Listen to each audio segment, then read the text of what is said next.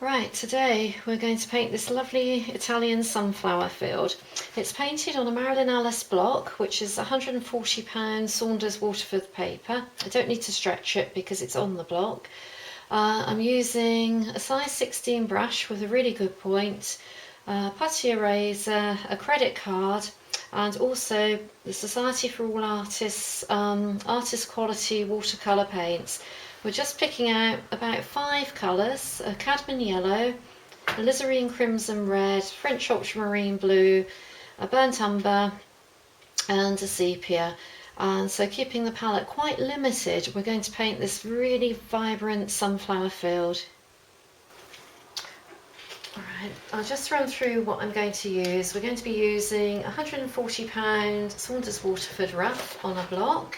I've already drawn out the picture. It's a picture from my imagination. So we have an Italian farmhouse, and we've got sunflower fields that you won't be painting sunflowers, but you'll actually be looking at the shapes that they make as they disappear into the distance.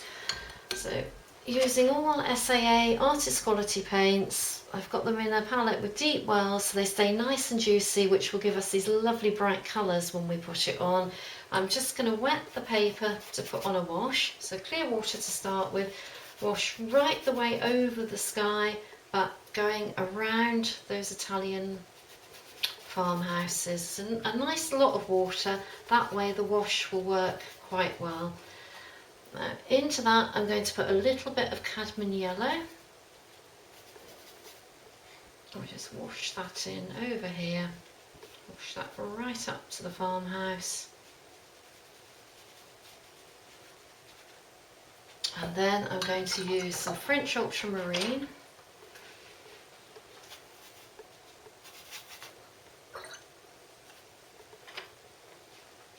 And just take that up to the yellow. If you try to blend it in, it will turn green, and we don't want that to happen.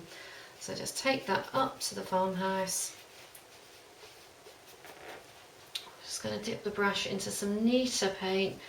As long as the paint is thicker, when you add that into the painting, nothing nasty happens. If you've got more water, you end up with cauliflowers. That just darkens that a little bit, that side, to make it a little bit more dramatic. Now, before I paint this farmhouse in, I'm just going to let that dry, and then we'll go for the farmhouse. Right, what I'm going to do now is to use a burnt umber, and well watered down, just pop in where the sunlight is hitting the sides of this house. So it's just a hint of colour going on. I'm adding a little bit of yellow just to make this one a little bit more interesting. And now I'm going to do exactly the same for the light bits on the roof. So we're going to use an alizarin crimson. It's very well watered down.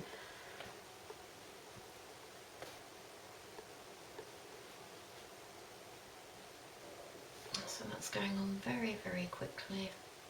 That's rum, but that's good. We don't mind that happening. Right, as that starts to dry, I'm just going to get some sepia, and on the tip of the brush, just pop in some of the windows, and then just run a little bit.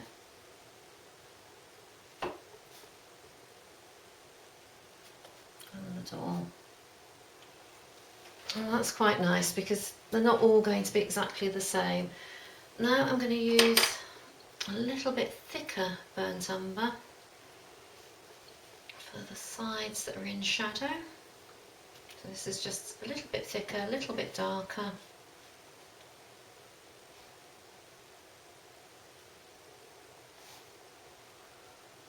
And this makes it three-dimensional.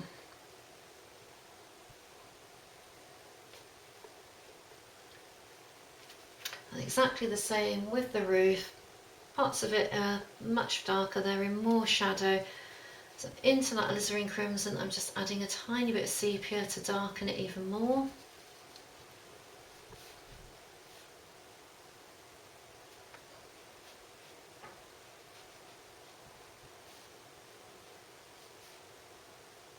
This roof rough is quite a lot darker anyway. Maybe leave a little bit of white just to show that line.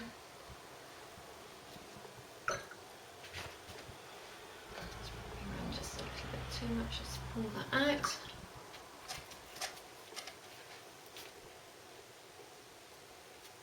Right, just let that dry a tiny amount so that I can put in some more windows that are just slightly darker. Now you will get dark lines underneath the roof, so using the sepia we just pop those in. A little bit of shadow, and also a little bit of frame. It's all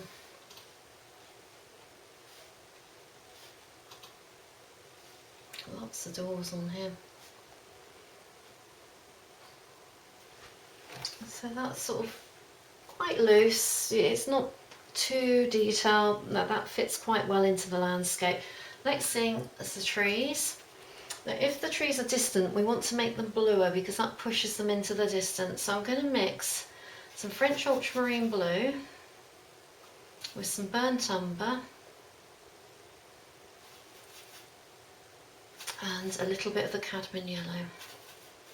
But there's a lot more blue than there is yellow. Right, we'll just push it into the distance, a little bit watery. And we can just do this all in one go.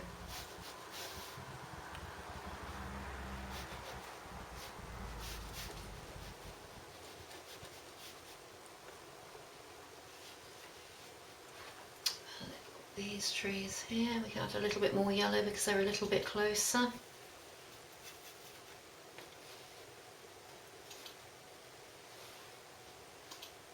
Take that around the building.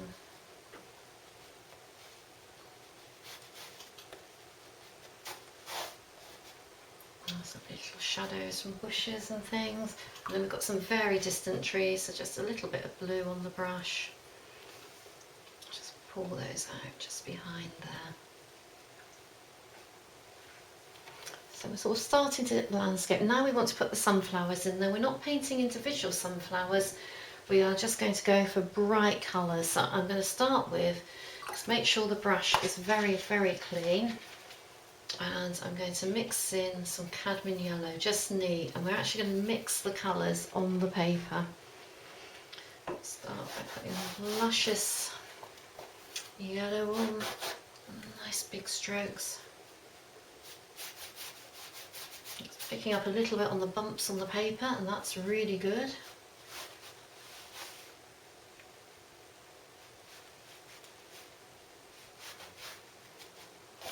Down. I have actually drawn on the directional lines because that will help you no end. If you don't draw that on first, you'll struggle a little bit and probably you could put them in the wrong place. So they're drawn on, and you can see how quickly this paint is going on.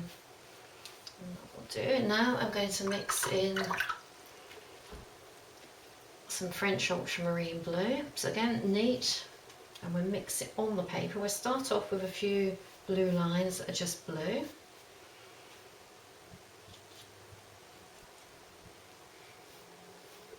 And then we can mix some into the yellow on the paper because that's still wet, and that will give us some green lines. And now I'm going to do exactly the same with the alizarin crimson red.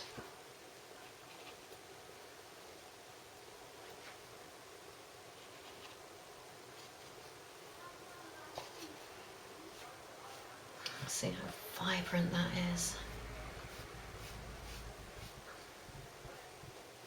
And then if we mix a little bit of that into the yellow, we get an orange. And that's probably enough for the moment. Now I need to get that really dry again, and then we'll just add some finishing touches. And the final thing we need to do is we just get some very thick dark green paint, so we can mix the French ultramarine blue